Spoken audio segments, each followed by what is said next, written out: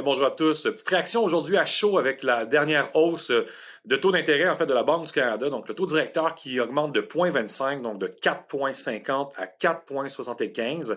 Ça faisait un bout en fait, depuis quelques mois qu'on était à 4,50. On avait une lueur d'espoir que c'était la dernière hausse et que c'était la hausse qui allait avoir réglé du moins euh, la plupart des problèmes parce qu'on était sur une pente descendante au niveau de l'inflation.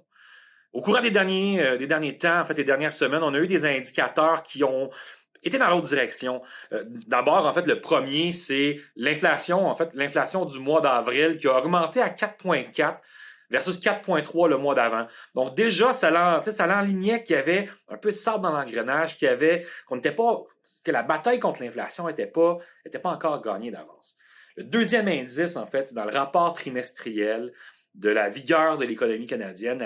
En fait, c'est sorti à 3,1 %, quand même bien loin des prévisions, en fait, de la Banque centrale qui estimait à 2,5 %, donc la vigueur de l'économie. Donc, deux éléments quand même assez significatifs qui envoient le message que la lutte, elle n'est pas encore terminée pour vaincre l'inflation. Puis c'est vraiment, vraiment, vraiment l'obsession aujourd'hui de la Banque du Canada, c'est de battre cette inflation-là, de la rapporter à un taux aux alentours de 2 qui est un seuil normalement acceptable.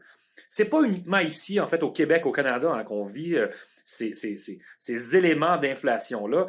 Le mois dernier, en fait, le Royaume-Uni a descendu pour la première fois en dessous de 10 de son seuil d'inflation.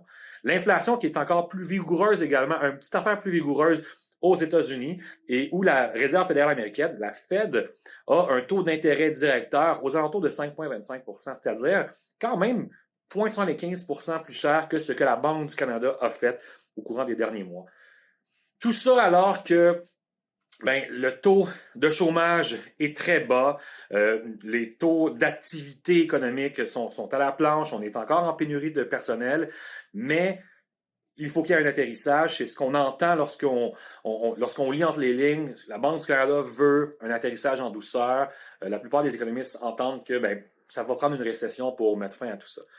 Qu'est-ce que ça veut dire également sur le marché de l'immobilier? Puis c'est là que ça devient une petite affaire euh, plus compliquée, que ça devient une espèce de catch-22 où est-ce que il y a une pénurie de logements à plusieurs endroits. Donc, on a vu comme l'offre n'a pas augmenté de manière significative, mais les prix pour se loger ont augmenté. Non seulement les prêts hypothécaires, donc pour les propriétaires, mais également les logements, les loyers ont également augmenté de beaucoup. Donc, cette hausse-là va également affecter les constructeurs de propriétés qui pourraient voir réduire leurs projets ou du moins les mettre sur la glace temporairement. Donc, ça vient aussi se rajouter au fait que c'est pas nécessairement facile pour les constructeurs de développer, donc ne serait-ce parce que les municipalités sont assez exigeantes au niveau de ce qu'elles veulent voir dans leur ville. Donc, tout ça pour dire que ce qui pourrait avoir un impact significatif et durable sur notre manière de se loger, c'est de voir davantage de construction, d'avoir davantage d'habitation donc dans nos milieux de vie. Pour ce faire, il faut qu'on puisse les construire. Donc, il y a l'aspect au niveau légal, il y a l'aspect également au niveau financier. Donc, comme les coûts augmentent, les prix également vont être refilés aux consommateurs.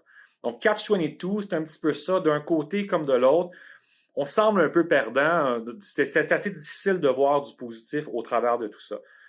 Le côté quand même intéressant, ça reste que nous sommes dans une économie où est-ce qu'il y a encore de la vigueur, où est-ce qu'il y a encore de l'optimisme.